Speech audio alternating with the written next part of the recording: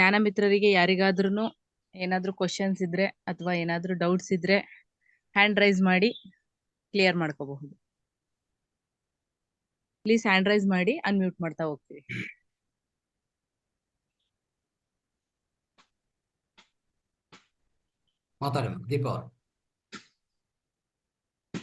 Deepa madam ಮಾತಾಡಿ. ನಮಸ್ತೆ ಗುರುಜಿ. ಇವತ್ತಿಂದು ಸಾತ್ವಿಕ ಆಹಾರದ ಬಗ್ಗೆ ತುಂಬಾನೇ ಚೆನ್ನಾಗಿ ಹೇಳಿದ್ರಿ ಗುರುಜಿ. ಯಾಕಂದ್ರೆ ಸಾತ್ವಿಕ ಆಹಾರದಲ್ಲೇ ಪ್ರಾಣಶಕ್ತಿ ತುಂಬಾನೇ ಇರುತ್ತೆ.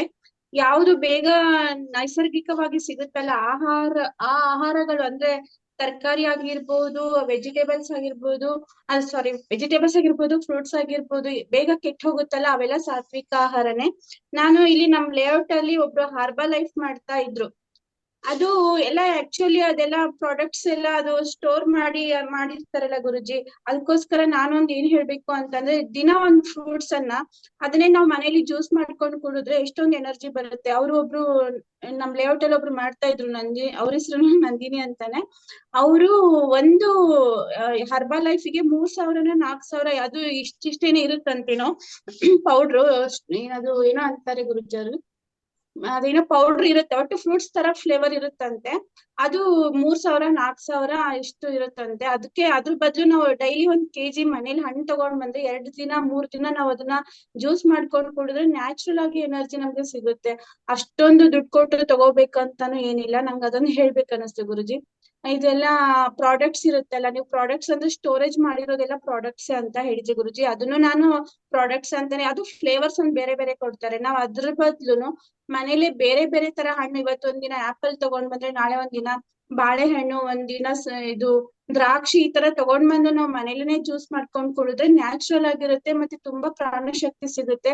ಪ್ರತಿಯೊಂದು ಜ್ಯೂಸ್ ಮಾಡ್ಬೇಕಾದ್ರೂ ಅದ್ರಲ್ಲಿ ಸ್ವಲ್ಪ ಯಾವ್ದಾದ್ರು ಕೊತ್ತಂಬರಿ ಸೊಪ್ಪು ಅಥವಾ ಪುದೀನಾ ಸೊಪ್ಪು ಈ ತರ ಹಾಕೊಂಡು ನಾವು ಜ್ಯೂಸ್ ಮಾಡ್ಕೊಂಡ್ ಕುಡಿದ್ರೆ ತುಂಬಾ ಎನರ್ಜೆಟಿಕ್ ಆಗಿರುತ್ತೆ. ಸುಮ್ನೆ ಇದು ಹರ್ಬಲ್ ಲೈಫ್ ಅಂತ ಮತ್ತೆ ಇದು ಈ ತರ ಡ್ರಿಂಕ್ಸ್ ಕುಡಿದ್ರೆ ತುಂಬಾ ಹೈ ಎನರ್ಜಿ ಸಿಗುತ್ತೆ, ಅದೆಲ್ಲ ಸುಮ್ನೆ. ಅವೆಲ್ಲ ನಾನ್ ಅನ್ಕೊಂಡೆ ಇವತ್ತಿನ ಕ್ಲಾಸ್ ಕೇಳಿದ್ಮೇಲೆ ಅದೆಲ್ಲ ಸುಮ್ನೆ ನ್ಯಾಚುರಲ್ ಆಗಿ ನಾವ್ ಮನೇಲಿ ನಮ್ಗೆ ನ್ಯಾಚುರಲ್ ಆಗಿ ಸಿಗುವಂತ ಆಹಾರದಿಂದ ಜ್ಯೂಸ್ ಮಾಡ್ಕೊಂಡ್ರೆ ನಮ್ಗೆ ತುಂಬಾ ಪ್ರಾಣ ಶಕ್ತಿ ಸಿಗುತ್ತೆ ಅಂತ ನಾನ್ ಅನ್ಕೊಂಡೆ ಗುರುಜಿ. ತುಂಬಾನೇ ಚೆನ್ನಾಗಿತ್ತು ಕ್ಲಾಸು. ವೆಜಿಟೇಬಲ್ಸ್ ಅಷ್ಟೇನೆ, ನಮ್ದು ಪ್ಲೇಟ್ಸ್ ಹೇಗಿರ್ಬೇಕಂದ್ರೆ ಮ್ಯಾಜಿಕ್ ಪ್ಲೇಟ್ ಆಗಿರ್ಬೇಕು. ನಾವು ತಿನ್ನೋದು ಮ್ಯಾಜಿಕ್ ಪ್ಲೇಟ್ ಆಗಿರ್ಬೇಕು. ಅದ್ರಲ್ಲಿ 70% ವೆಜಿಟೇಬಲ್ಸ್ ಮತ್ತೆ ಫ್ರೂಟ್ಸ್ ಸಲಾಡ್ ತರ, ಮತ್ತೆ ವೆಜಿಟೇಬಲ್ಸ್ ಸಲಾಡ್ ತರ, ಮತ್ತೆ ರಾ ಫುಡ್ ಅಂದ್ರೆ ಇದು ಮೊಳಕೆ ಬರ್ಸಿರುವಂತ ಕಾಳುಗಳು, ಅದನ್ನೆಲ್ಲ ನಾವು ತಗೊಂಡ್ರೆ ಮ್ಯಾಜಿಕ್ ಪ್ಲೇಟ್ಸ್ ತರ ನಾವು ಫ್ರೂಟ್ಸ್ ಅನ್ನ ತಗೊಂಡ್ರೆ ನಮ್ದು ಊಟ ಇದ್ರೆ ತುಂಬಾನೇ ಚೆನ್ನಾಗಿರುತ್ತೆ ನಮ್ದು ಆರೋಗ್ಯ ಅಂತ ನಾನ್ ಹೇಳಿಕ್ ಇಷ್ಟ ಪಡ್ತೀನಿ Guruji. Thank you Guruji, thank you so much. ಧನ್ಯವಾದಗಳು ದೀಪಾ ಮೇಡಮ್, ಅತ್ಯುತ್ತಮ ಮಾಹಿತಿ ನೀಡಿದ್ರಿ. ಆದ್ರೆ ಆ ನಂದಿನಿ ನಾನಲ್ಲ ಮೇಡಮ್. ಇಲ್ಲ, ಅವರು ಒಬ್ರು ನಂದಿನಿ ಅಂತಾನೆ ಇದ್ದಾರೆ ಮೇಡಮ್, ಇಲ್ಲೇ ಇದ್ದಾರೆ ನಮ್ ಲೇಔಟ್ ಅಲ್ಲಿ. ಅವ್ರು ಮಾಡ್ತಾರೆ, ಅದನ್ನೇ ಬಿಸ್ನೆಸ್ ಮಾಡ್ಕೊಂಡಿದ್ದಾರೆ ಅವರು. ಹರ್ಬಲ್ ಲೈಫ್ ಅಂತಾನೆ ಒಂದ್ ಬಿಸ್ನೆಸ್ ಮಾಡ್ಕೊಂಡಿದ್ದಾರೆ. ಅದು ತುಂಬಾನೇ ಅವ್ರದ್ದು ವೆರೈಟಿ ಏನೇನೋ ಇದೆಯಂತೆ. ನಾನು ನಮ್ಮ ಮನೆ ಪಕ್ಕದಲ್ಲಿ ಇನ್ನೊಬ್ರು ಇದ್ದಾರೆ, ಅವ್ರು ಹೋಗ್ತಾರೆ ಅವ್ರ ಹತ್ರ ತಗೊಳ್ಳಿಕ್ಕೆ. 3,000 4,000 5,000 ಎಷ್ಟೆಲ್ಲ ಏನೇನೋ ಹೇಳ್ತಾರೆ. ಅದ್ರಲ್ಲಿ ತುಂಬಾ ಬೇರೆ ಬೇರೆ ಫ್ಲೇವರ್ಸ್ ಇದೆ ಅಂತ. ಸೊ ನಾವ್ ಅದನ್ನೇ ಮನೇಲೆ ಮಾಡ್ಕೊಂಡ್ ಕುಡಿಬೋದಲ್ಲ. 1 kg ಸೇಬು ಹಣ್ಣು 150 ರೂಪಾಯಿ ಇರುತ್ತೆ. ಅವ್ರು 3,000 4,000 ಕೊಟ್ಟು ತಗೊಳ್ಳೋ ಬದ್ಲುನು ನಾವ್ ಮನೇಲೇನೆ 1 kg ತಗೊಂಡ್ ಬಂದ್ರೆ 2 ದಿನ 3 ದಿನ ನಾವು ತಗೋಬಹುದು ಅದನ್ನ. ಆಮೇಲೆ ಮತ್ತೆ ಬೇರೆ ಫ್ರೂಟ್ಸ್ ಗಳನ್ನ ನಾವು ಚೇಂಜ್ ಮಾಡಿ ಜ್ಯೂಸ್ ಗಳನ್ನ ಮಾಡ್ಕೊಂಡ್ರೆ ನ್ಯಾಚುರಲ್ ಆಗಿ ನಮ್ದು ಆರೋಗ್ಯನೂ ಚೆನ್ನಾಗಿರುತ್ತೆ, ಅಷ್ಟೊಂದು ಕಾಸ್ಟ್ಲಿನೂ ಆಗೋದಿಲ್ಲ. ಮತ್ತೆ ಶೇಖರಿಸಿ ಮಾಡಿರುವಂತ ಪೌಡರ್ ಗಳಿಂದ ಜ್ಯೂಸ್ ಕುಡಿಯೋದಕ್ಕಿಂತ ನೈಸರ್ಗಿಕವಾಗಿ ಸಿಗುವಂತಹ ಹಣ್ಣುಗಳಿಂದ ಜ್ಯೂಸ್ ಕುಡಿಬಹುದಲ್ಲ ಅಂತ ನಂಗೆ ಅನಿಸ್ತು. ಅದಕ್ಕೆ ಈ ವಿಷಯ ನಾನು ಶೇರ್ ಮಾಡ್ಕೊಂಡೆ. ಮತ್ತೆ ಇನ್ನೊಂದು, ಕೇರಳದವರೆಲ್ಲ ಯಾಕೆ ಅಷ್ಟು ಸೌಂದರ್ಯವಾಗಿರ್ತಾರೆ ಅಂದ್ರೆ ದಿನಾ ಅವರು ಆಯಿಲ್ ಹಚ್ಕೊಂಡು ದಿನಾ ಆಯಿಲ್ ಬಾತೆ ಮಾಡೋದವ್ರು. ತುಂಬಾನೇ ಅವ್ರು ಎಣ್ಣೆ ಇಲ್ದೆ ಸ್ನಾನ ಮಾಡೋದಿಲ್ಲ. ಬರೀ ಮೈಗ್ ಸ್ನಾನ ಮಾಡಿದ್ರೆ ಅವ್ರಿಗೆ ಸಂಪೂರ್ಣ ಸ್ನಾನ ಆಗೋದಿಲ್ಲ ಅಂತಾನೆ ಹೇಳ್ತಾರೆ. ದಿನಾ ತಲೆಗೆ ಎಣ್ಣೆ ಹಚ್ಕೊಳ್ತಾರೆ, ದಿನಾ ಎಣ್ಣೆ ತಲೆ ಹಚ್ಕೊಂಡೇನೆ ಅವ್ರು ಸ್ನಾನ ಮಾಡ್ತಾರೆ. ಪೂರ್ತಿ ತಲೆ ಸ್ನಾನ ಮಾಡಿದ್ರೆ ಅವ್ರದ್ದು ಸಂಪೂರ್ಣ ಸ್ನಾನ ಅಂತ ಹೇಳ್ತಾರೆ. ನನ್ ಫ್ರೆಂಡ್ ಒಬ್ಳು ಇದ್ಲು, ಅದಕ್ಕೋಸ್ಕರ ನಾನ್ ಹೇಳ್ದೆ. ಅವ್ಳು ಹೇಳ್ತಿದ್ಲು, ನೀವ್ ಬರೀ ಮೈಗ್ ಸ್ನಾನ ಮಾಡಿದ್ರೆ ಹೆಂಗ್ ಸ್ನಾನ ಆಗುತ್ತೆ ಅಂತ ಅವ್ಳು ಕ್ವಶನ್ ಕೇಳ್ತಾ ಇದ್ಲು. ನನ್ಗೆ ಈಗ ಗುರುಜಿ ಇವತ್ತಿನ ಕ್ಲಾಸ್ ಅಲ್ಲಿ ಹೇಳಿದ್ರಲ್ಲ ಅವಾಗ ಅನ್ನಿಸ್ತು, ಅವ್ರ ದಿನ ತಲೆಗೆ ಎಣ್ಣೆ ಹಚ್ಕೊಂಡು ಸ್ನಾನ ಮಾಡಿದ್ರೆ ಮಾತ್ರ ಅದು ಸಂಪೂರ್ಣ ಸ್ನಾನ. ಈ ಬರೀ ಮೈಗ್ ಮಾಡಿರೋದ್ ಸಂಪೂರ್ಣ ಸ್ನಾನ ಆಗೋದಿಲ್ಲ. ಅವ್ರಿಗೆ ಎಣ್ಣೆ ಹಚ್ಕೊಳ್ಳೋದ್ರಿಂದನೇ ಅವರಲ್ಲಿ ಸ್ವಲ್ಪ ಅಂದ್ರೆ ತುಂಬಾ ಒಂಥರ ಅಟ್ರಾಕ್ಟಿವ್ ಆಗಿರ್ತಾರೆ, ಅವರಲ್ಲಿ ಒಂಥರ ಗ್ಲೋ ಇರುತ್ತೆ. ಅದಕ್ಕೋಸ್ಕರನೇ ಡೈಲಿ ಎಲ್ಲಾರು ನಾವು ಹಚ್ಕೊಂಡ್ ಮಾಡ್ಬೋದು. ಯಾಕಂದ್ರೆ ಎಣ್ಣೆ ಹಚ್ಕೊಳ್ಳೋದೇನ್ ಕಷ್ಟ ಆಗೋದಿಲ್ಲಲ್ಲ. ಡೈಲಿ ಎಣ್ಣೆ ಹಚ್ಕೊಂಡ್ರೆ ನಾವು ಸಹ ಚೆನ್ನಾಗಿರ್ತೀವಿ, ಚೆನ್ನಾಗ್ ಕಾಣಿಸ್ತೀವಿ ಅಂತ ನಂಗೆ ಅನಿಸ್ತದೆ. ಥ್ಯಾಂಕ್ಸ್ ಗುರುಜಿ, ಮಾತಾಡಕ್ಕೆ ಅವಕಾಶ ಒಳ್ಳೆ ಮಾಡಿಕೊಡಿ. ಒಳ್ಳೆ ಮಾಹಿತಿ, ಒಳ್ಳೆ ಜ್ಞಾನ ಹಂಚಿದ್ರಿ. Thank you. ಖಂಡಿತ ದೀಪಾ ಮೇಡಮ್ ಮಾಹಿತಿ ನೀಡಿದ್ದೀರಾ. ನೀವು ಹೇಳಿದ ಹಾಗೆ ಹರ್ಬಲ್ ಲೈಫ್ ಅನ್ನೋದನ್ನ ನಾನು ಕೇಳಿದ್ದೀನಿ. ಅದು ಪ್ರೋಟೀನ್ ಶೇಕ್ ಅಂತ ಒಂದೊಂದು ಇಷ್ಟಿಷ್ಟುದ್ದ ಗ್ಲಾಸ್ ಅಲ್ಲಿ ಕೊಡ್ತಾರೆ. ಅದ್ರ ಬದಲು ನಮ್ಗೆ ಗುರುಗಳ ಹೇಳಿದರೆ, ಬೇಕಾದಷ್ಟು ಕಷಾಯ ಹೇಳಿದರೆ, ಬೇಕಾದಷ್ಟು ಹಣ್ಣಿನ ರಸ ಹೇಳಿದರೆ, ಬೇಕಾದಷ್ಟು ಗ್ರೀನ್ ಜ್ಯೂಸಸ್ ಹೇಳಿದರೆ, ಇಷ್ಟು ಇದು ಏನು ಶ್ರೀಮಂತಿಕೆ ಇರ್ಬೇಕಾದ್ರೆ ಇದ್ರಲ್ಲಿ ನಾವು ಯಾವ್ದೋ ಒಣಗೋಗಿರೋದು ಅಥವಾ ಕೆಮಿಕಲ್ ಮಿಕ್ಸ್ ಮಾಡಿರೋಂಥದ್ನ ಕುಡಿಯಕ್ ಹೋಗೋದು ಅದು ನತದೃಷ್ಟತನ ಅಂತ ಹೇಳಲಿಕ್ಕೆ ನಾನು ಬಯಸ್ತೇನೆ. ಆ ಕೇರಳದವ್ರ ಬಗ್ಗೆ ಹೇಳಿದ್ರಿ ಮೇಡಮ್. ಕೇರಳದವರು ಡೈಲಿ ಕೊಬ್ಬರಿ ಎಣ್ಣೆ ಹಚ್ಚಿ ಸ್ನಾನ ಮಾಡ್ತಾರೆ ಅಂತ ಹೇಳಿದ್ರಿ. ಅದು ಅಭ್ಯಂಗ ಸ್ನಾನದ ಮಹತ್ವನು ಅಲ್ಲಿಗೆ ಹೇಳ್ದಂಗಾಯ್ತು. ಅದ್ರ ಜೊತೆಗೆ ಒಂದು ಇನ್ಕ್ಲೂಡ್ ಮಾಡೋದಾದ್ರೆ ಅವರು ತಣ್ಣೀರಿನಿಂದ ಸ್ನಾನ ಮಾಡ್ತಾರೆ ಪ್ರತಿದಿನ ತಣ್ಣೀರಿನಿಂದ ಸ್ನಾನ ಮಾಡೋದ್ರಿಂದ ಅವರಿಗೆ ಅಷ್ಟು ಹೊಳಪು, ಹೊರಪು ಮತ್ತೆ ಕಾಂತಿಯುತ, ಹಾಗೆ ಅವರು ತುಂಬಾ ಹೆಂಗಾಗಿರ್ತಾರೆ. ಬಿಸಿನೀರ್ ಸ್ನಾನ ಅಲ್ಲಿ ಎಂತ ನಾನ್ ನೋಡಿರೋ ಪ್ರಕಾರ ಎಂತ ಒಂದು 3 ತಿಂಗಳು ಮಗು ಆದ್ರೂನು ಅವ್ರು ಚಿಕ್ಕ ಮಗು ಆದ್ರೂನು ತಣ್ಣೀರಿಂದನೇ ಸ್ನಾನ ಮಾಡ್ಸೋದು. ಆ ಒಂದು ಬಕೆಟ್ಗೆ ತಣ್ಣೀರ್ ಹಾಕಿ ಎಣ್ಣೆ ಹಚ್ಚಿ ಬಿಟ್ಬಿಡ್ತಾರೆ. ನಾನು ಕಣ್ಣಾರೆ ನೋಡಿರೋದಿದ್ದು. ತುಂಬಾ thank you Deepa madam. Thanks madam. ನನ್ನ ಫ್ರೆಂಡ್ ಅವ್ರು ಸ್ಟೆಲಾ ಅಂತ, ಅವ್ರು ಹಾಗೆ ಮಾಡ್ತಿದ್ರು. ಅವ್ರು ಹಂಡೆ ಉರಿಯಲ್ಲಿ ಅಂದ್ರೆ ಸೌದೆ ಹಾಕಿ ಅಂದ್ರೆ ಅದ್ರಲ್ಲಿ ಮಾಡ್ತಿದ್ರು. ನಾನು ಹೋಗಿದ್ದೀನಿ ಅವ್ರ ಮನೆಗೂ ಸಹ. ಹಂಡೆ ಉರಿ ಯಾವಾಗ್ಲೂ ನಮ್ ತರ ಈಗ ಗೀಸರ್ ಎಲ್ಲ ಯೂಸ್ ಮಾಡಲ್ಲ ಅವರು. ಹಂಡೆ ಉರಿಯಲ್ಲೇನೆ ಸ್ನಾನ, ಅಂದ್ರೆ ಅದ್ರಲ್ಲೇ ನೀರ್ ಕಾಯಿಸ್ಕೊಂಡ್ ಮಾಡೋದು. ಹೀಗಾಗಿ ಅವ್ಳ ಕೂದ್ಲು ಎಷ್ಟ್ ಚೆನ್ನಾಗಿತ್ತು ಅಂದ್ರೆ ತುಂಬಾನೇ ಚೆನ್ನಾಗಿತ್ತು. ನಂಗೆ ಇವತ್ತು ಗುರುಜಿ ಹೇಳಿದ್ರಲ್ಲ ಅವ್ರದ್ದು ಕೇರಳದವ್ರು, ಅದಕ್ಕೆ ನನ್ನ ಫ್ರೆಂಡ್ ಹೇಳ್ಬೇಕು ಅನ್ನಿಸ್ತು. ಅವಳ ಹೆಸರು ಸ್ಟೆಲಾ ಅಂತ. ಓಕೆ, ಥ್ಯಾಂಕ್ಸ್ ಗುರುಜಿ. ಕಿರಣ್ ಕುಮಾರ್ ಸರ್ ಮಾತಾಡಿ ಸರ್. ನಮಸ್ತೆ ಗುರುಗಳೇ.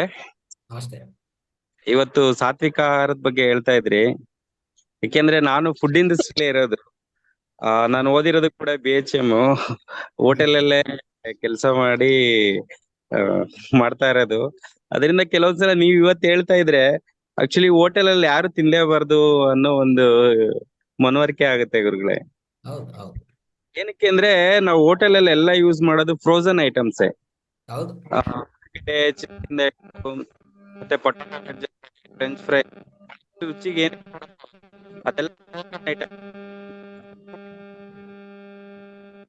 ಬಾರ್ದು. ವಾಯ್ಸ್ ಬ್ರೇಕ್ ಆಗ್ತಾ ಇದೆ ಸರ್. ಸ್ವಲ್ಪ ನೆಟ್ವರ್ಕ್ ಇರೋ ಪ್ಲೇಸ್ ಬನ್ನಿ ಸರ್.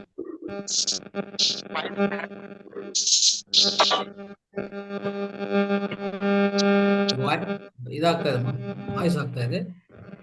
ಕೇಳಿಸ್ತಾ ಇದೆ? ನಾಯ್ಸ್ ಕೊಡ್ತಾ ಇದೆ.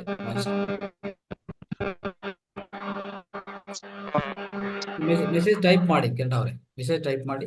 ಅದು ಮ್ಯೂಟ್ ಮಾಡಿ, ಮ್ಯೂಟ್ ಮಾಡಿ.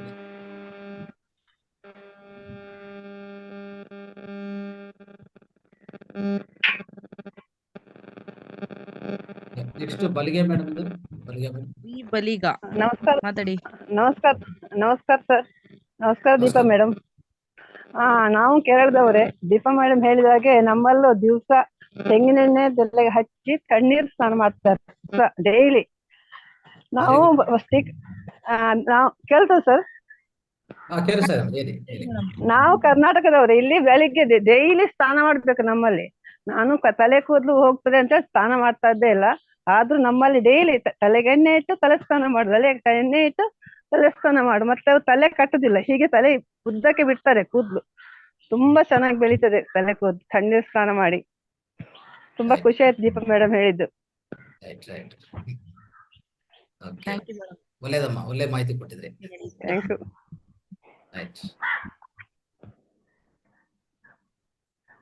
ನೋಡಿಮ್ಮ ನೆಕ್ಸ್ಟ್ ಮೇಡಮ್ ಮಾತಾಡಿ ಮೇಡಮ್. ನಮಸ್ತೆ ಗುರುಜಿ. ಇವತ್ತು ಸಾತ್ವಿಕ ಆಹಾರದ ಬಗ್ಗೆ ತಾವು ಹೇಳಿದ್ರಿ. ನಾನು ಅದನ್ನ ಪಾಲನೆ ಮಾಡ್ತಾ ಇದ್ದೀನಿ. ಸಾತ್ವಿಕ ಆಹಾರ ಅಂತಂದ್ರೆ ನೈಸರ್ಗಿಕ ಆಹಾರ ಅಂತ ನಮ್ಗೆ ಹೆಲ್ತ್ ವರ್ಕ್ಶಾಪ್ ನಲ್ಲಿ ಹೇಳಿದ್ರು. ನೈಸರ್ಗಿಕ ಆಹಾರ ಸೇವನೆ ಮಾಡ್ಬೇಕಂದು ನಮಗ ತಿಳಿಸ್ಕೊಟ್ಟಂತ ಗುರುಗಳು 1 ವರ್ಷ 15 ದಿವಸ ಓನ್ಲಿ ನೈಸರ್ಗಿಕ ಆಹಾರದ ಮೇಲೆ ಇದ್ರಂತೆ ಅವರು.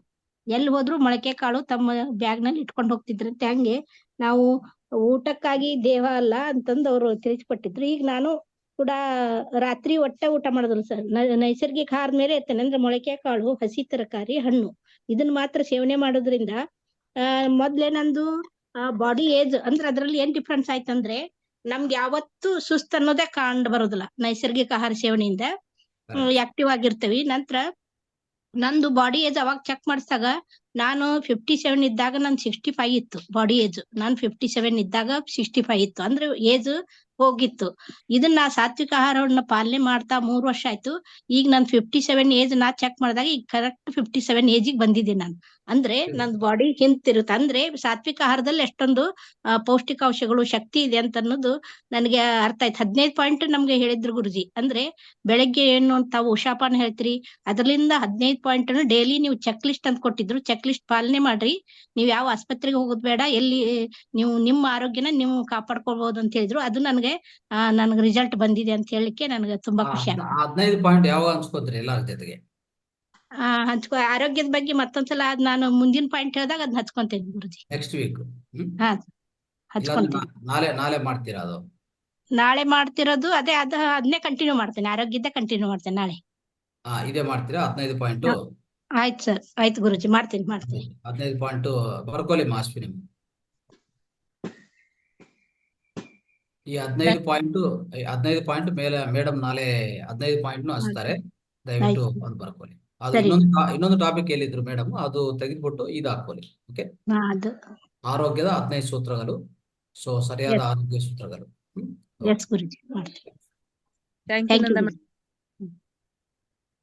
ರೈಟ್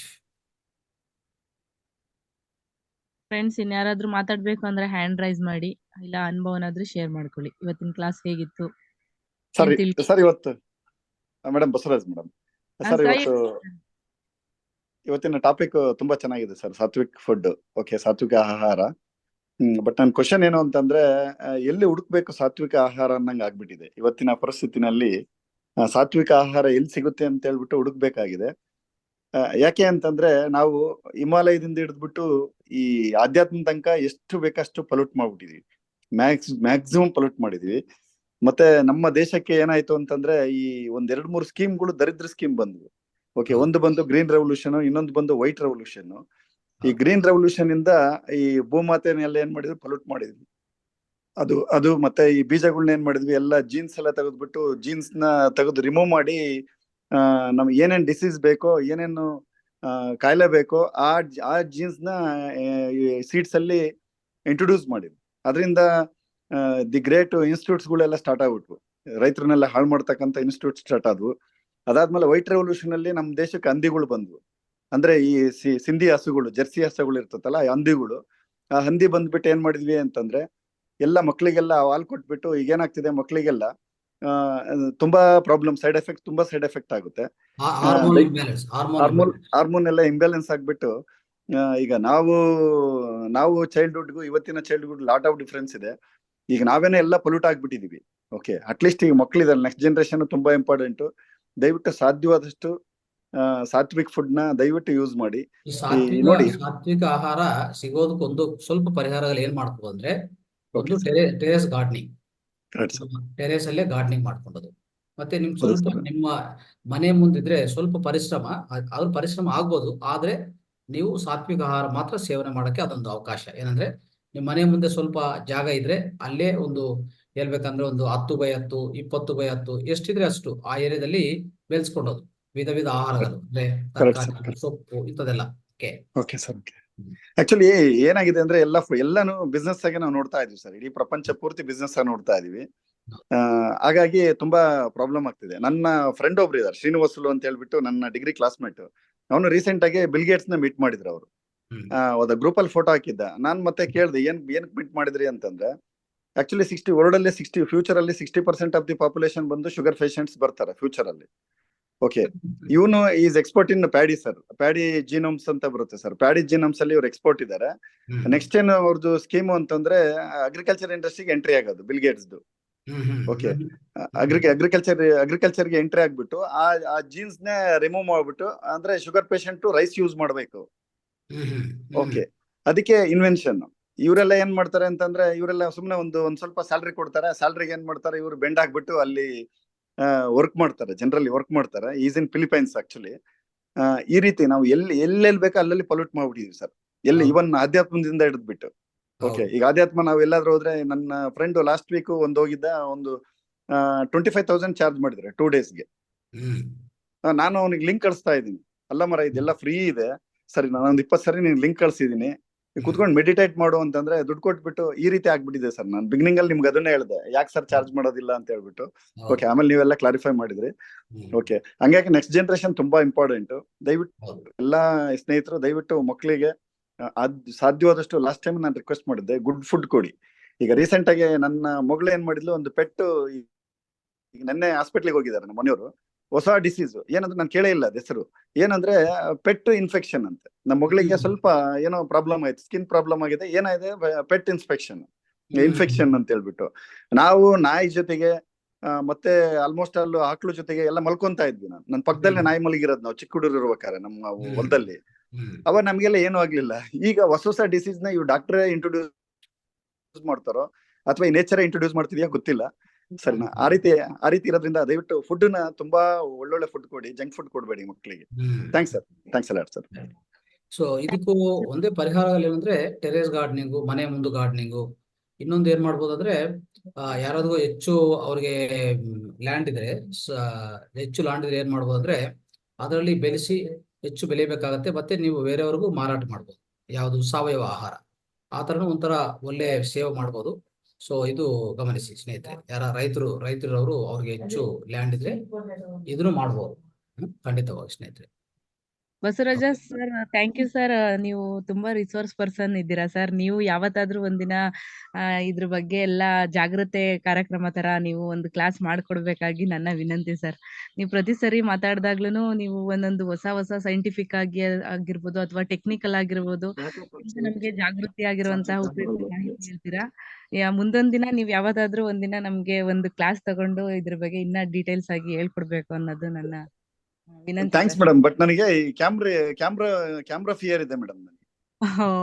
ಹೊಸ ಡಿಸೀಸ್ ಮೇಡಮ್, ಅದು ಡಾಕ್ಟರ್ ಹತ್ರ ಹೋದ್ರೆ ಮತ್ತೆ ಅದಕ್ಕೊಂದು ಮತ್ತೆ ಒಂದು 10-15 ರೂಪಾಯಿ ಮಾತ್ರ ಕೊಟ್ಬಿಡ್ತಾರ. ಕ್ಯಾಮ್ರಾ ಫಿಯರ್ ಅಂತ ಹೇಳ್ಬಿಟ್ಟು ಹೊಸದೊಂದು ಕ್ರಿಯೇಟ್ ಮಾಡ್ಬಿಡ್ತಾರ ಡಿಸೀಸ್ ನ. ಓಕೆ, ಡೆಫಿನೆಟ್ಲಿ ಮೇಡಮ್, ಏನಿಲ್ಲ ಆತರ ಏನಿಲ್ಲ ಬಸವರಾಜ್ ಅವರೇ. ಅದೇನಂದ್ರೆ ಮಾಡ್ತಾ ಹೋದ್ರೆ ಎಲ್ಲಾ ಕಡಿಮೆ ಆಗ್ತದೆ. ಅಂದ್ರೆ ನಾನು ಮೊನ್ನೆ ಒಂದು ಈ ಭಯನು ಜಯಿಸ್ಬೇಕು ಅಂತದ್ದು ಸ್ವಲ್ಪ ಹೇಳಿದೆ ನೋಡಿ. ಅವಾಗ ಏನಂತಂದ್ರೆ ಪ್ರತಿಯೊಂದು ನಾವು ಎದುರ್ಕೋಬೇಕು, ಅದು ಕಡಿಮೆ ಆನ್ ಮಾಡಿ ಸರ್ ಕ್ಲಾಸ್ ಅಲ್ಲಿ. ಅವಾಗ ನಿಮ್ಗೆ ಗೊತ್ತಾಗ್ಬಿಡುತ್ತೆ. ನೀವು ವಿಡಿಯೋ ಆನ್ ಮಾಡದೆ ಬರೀ ಆಡಿಯೋದಲ್ಲಿ ಮಾತಾಡ್ತಾ ಇರೋದಕ್ಕೆ ನಿಮ್ಗೆ ಆತರ ಫಿಯರ್ ಅನ್ನೋದು ಕಾಡ್ತಿದೆ. ರೈಟ್ ಮೇಡಮ್, ಆಯ್ತು. ಥ್ಯಾಂಕ್ಸ್ ಮೇಡಮ್, ಥ್ಯಾಂಕ್ಸ್ ಕೊಡ್ತೀನಿ ಹೇಳಿ madam. Okay, thank you madam, thanks ಎಲ್ಲ. Thank you sir.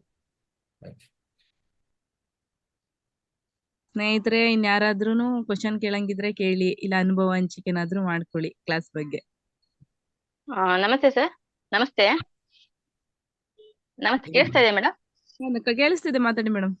Madam, Basavaraj sir ಹೇಳ್ದಂಗೆ ಈಗೆಲ್ಲ ಇನ್ಫೆಕ್ಷನ್ ಅಂತಾರೆ. ನಾಯಿ ಕೂದಲು, ನಾಯಿಯಿಂದ ಇನ್ಫೆಕ್ಷನ್ ಅಂತಾರೆ. ಮೊದ್ಲೆಲ್ಲ ನಾವು ಚಿಕ್ಕವರು ಇದ್ದಾಗ ಮನೇಲೆ ಕೊಟ್ಟಿದ್ದು, ಮನೇಲೆ. ಹಲೋ, ಮನೇಲೆ ಬಸವರಾಜ್ ಸರ್ ಹೇಳಿದ್ರಲ್ಲ, ಅದ ನಾಯಿದಿಂದ ಪೆಟ್ ಇನ್ಫೆಕ್ಷನ್ ಅಂತ ಹೇಳಿ. ಮೊದಲೆಲ್ಲ ಚಿಕ್ಕವರಿದ್ದಾಗ ಮನೆಯಲ್ಲ ಕೊಟ್ಟಿಗೆ ಅಂತ ಗೊತ್ತಲ್ಲ, ಕೊಟ್ಟಿಗೆನಲ್ಲೇ ಮನೇಲಿ ಹಸು ಸಾಕ್ತಾ ಇರೋದು, ಎಮ್ಮೆ ಸಾಕ್ತಾ ಇರೋದು, ಕುರಿ, ಕೋಳಿ, ನಾಯಿ, ಬೆಕ್ಕು ಎಲ್ಲ ಮನೇಲೆ ಇರ್ತದೆ ಸರ್. ಅವಾಗೇನು ಕಾಯಿಲೆ ಬರ್ತಿರ್ಲಿಲ್ಲ.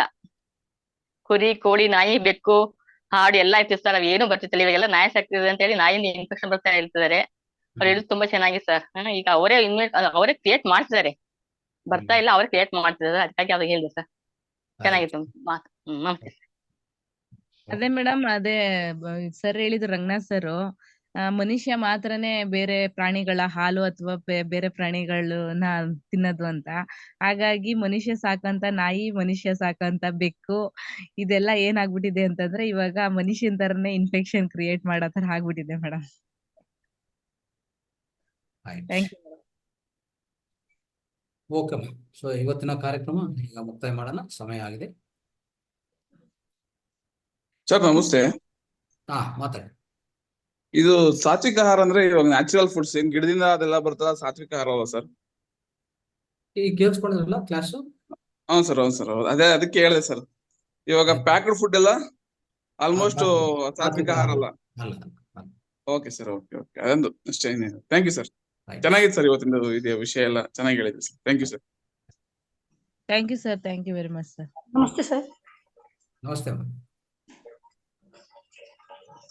ಸರ್, ನೀವ್ ಹೇಳ್ತಾ ಇರೋದೆಲ್ಲ ನಮ್ಗೆ ತುಂಬಾ ಇಷ್ಟವಾಗಿದೆ, ತುಂಬಾ ಕೇಳಿಸ್ಕೋಬೇಕು ಅನ್ನತ್ತೆ. ಮತ್ತೆ ಆದ್ರೂ ಬೆಳಗ್ಗೆ 5 ಗಂಟೆಯಿಂದ ಮತ್ತೆ 8-8:30 ತನಕನೂ ಬರೀ ಇದನ್ನ ಕೇಳಿಸ್ಕೊತಾ ಇದ್ರೆ ಬೇರೆ ಕೆಲಸಗಳಿಗೆಲ್ಲ ಕಷ್ಟ ಆಗುತ್ತೆ. ಅದರಿಂದ ನಿಮ್ಗೆ ಅಂದ್ರೆ ಏನ್ ಮಾಡ್ಬೇಕಂದ್ರೆ ನಿಮ್ಗೆ ಎಷ್ಟು ಸಮಯ ಇದೆ ಅಷ್ಟೇ ಕೊಡಿ, ಹೆಚ್ಚು ಸಮಯ ಕೊಡಕ್ ಹೋಗ್ಬಿಡಿ. ನೀವು ಅದ್ರ ಬಗ್ಗೆ ನೀವು ಜಾಸ್ತಿ ವಿಷಯಗಳೆಲ್ಲ ಬೇಕಿರುತ್ತಲ್ಲ, ಅದಕ್ಕೆ ನಮ್ಗೆ ಯೂಟ್ಯೂಬ್ ಅಲ್ಲಿ ಮತ್ತೆ ನೀವು ಏನ್ ಮಾಡ್ಬೇಕಂದ್ರೆ ಒಂದು ನಿಮಿಷ, ಒಂದು ಗಂಟೆ ಇದ್ರೆ 1 ಗಂಟೆ ಕೊಡಿ ಇದಕ್ಕೆ, 2 ಗಂಟೆ ಸಮಯ ಇದ್ರೆ 2 ಗಂಟೆ ಕೊಡಿ.